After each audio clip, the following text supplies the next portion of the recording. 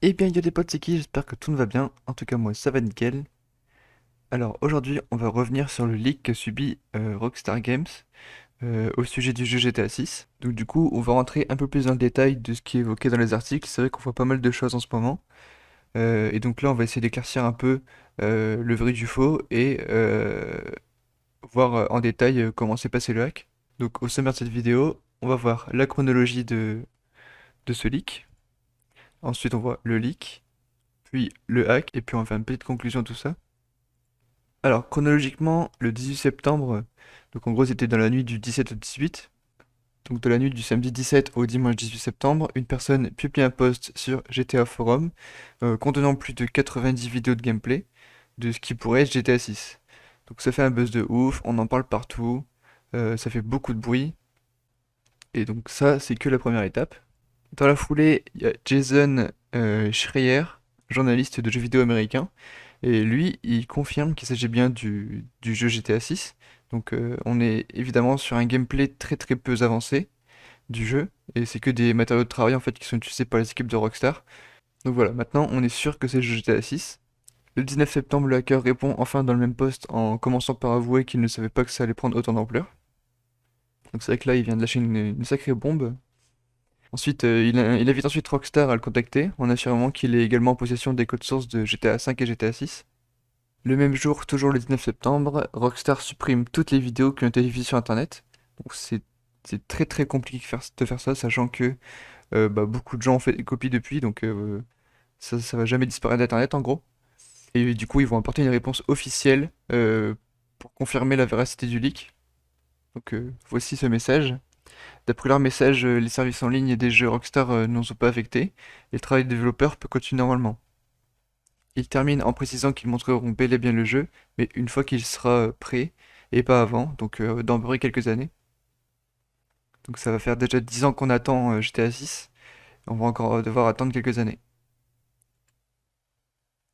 Le 23 septembre, la police londonienne a interpellé un jeune homme de 17 ans qui serait impliqué dans des cyberattaques, dont celle de Rockstar. Alors, qui est ce hacker? Donc il est connu sous le nom de Tipot Uber Hacker. Il ferait partie du collectif de hackers Lapsus et n'en serait pas à son coup d'essai.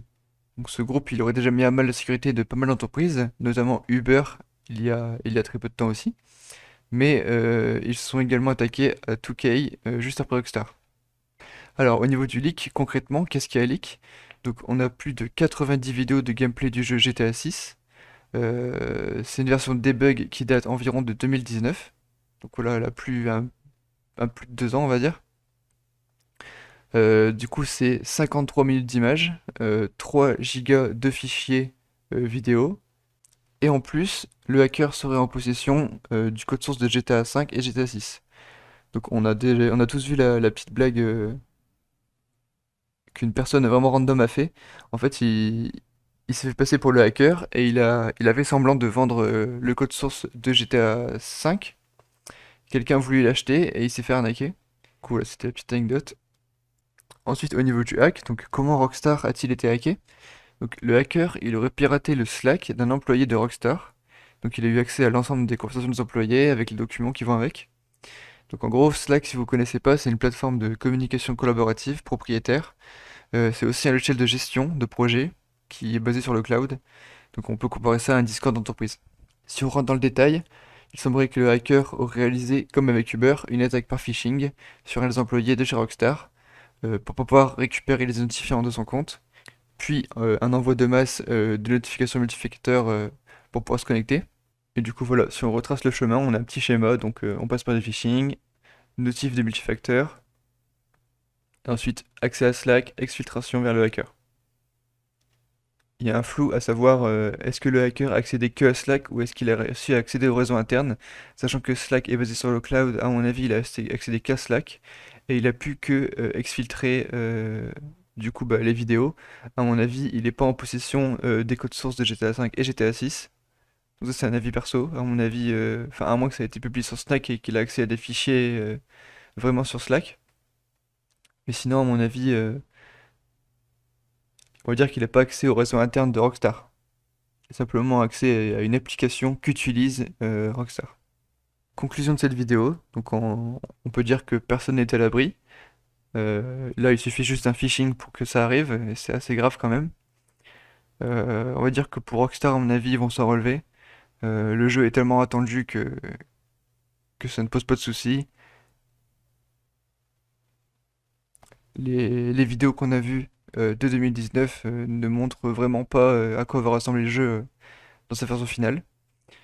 Donc Rockstar, ils pourront se rattraper en faisant des bons coups de com sur le jeu.